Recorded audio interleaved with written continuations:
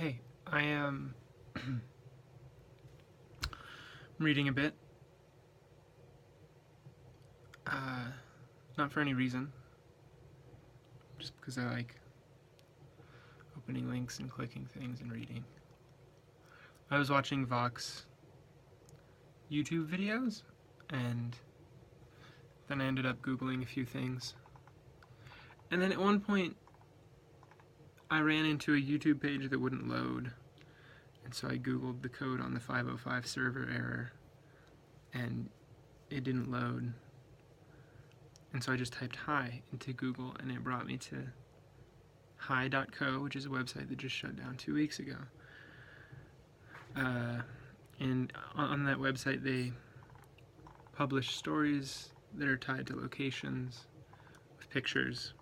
It's a very interesting concept, and I seem to have just missed the boat with that concept.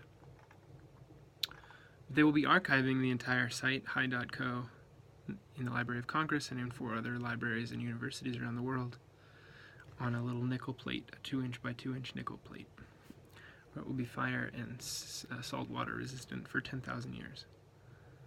So that's interesting.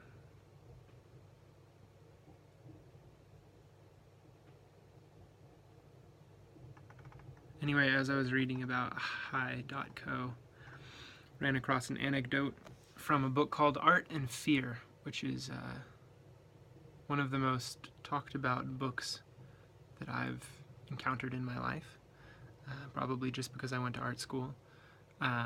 It was assigned reading in one of my art history classes. Of course, I never read it, but I have it. Anyway, here's the anecdote. It's about a ceramics class, which incidentally was my favorite class in college. The ceramics teacher announced on opening day that he was dividing the class into 2 groups. All those on the left side of the studio, he said, would be graded solely on the quality of work they produced. All those on the right, solely on its quality. Okay, so first group, judged by quantity. Second group, judged by quality of work. I'm not sure I read that correctly the first time, but now you get it. His procedure was simple. On the final day of class, he would bring in his bathroom scales and weigh the work of the quantity group, 50 pound of pots, rated in A, 40 pounds B, and so on. Those being graded on quality, however, needed to produce only 1 pot, albeit a perfect one, to get an A.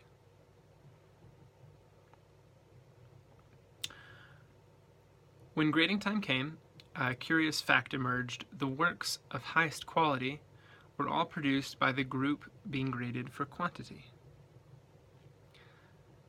It seems that while the quantity group was busily churning out piles of work and learning from their mistakes, the quality group had sat theorizing about perfection and in the end had little more to show for their efforts than grandiose theories and a pile of dead clay.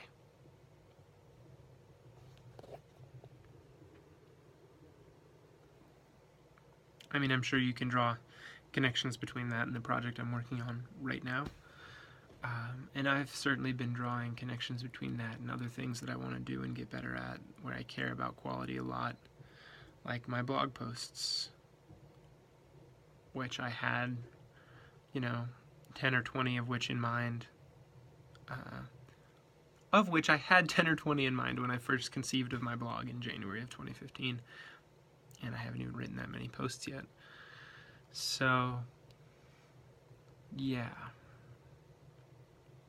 I think just making things regularly is important.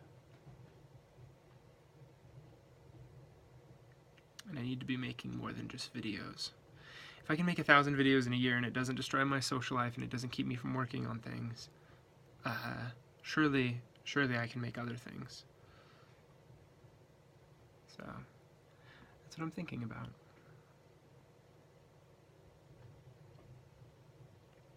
Thanks for listening. See you in the next video. I realized my leg was shaking through this entire video.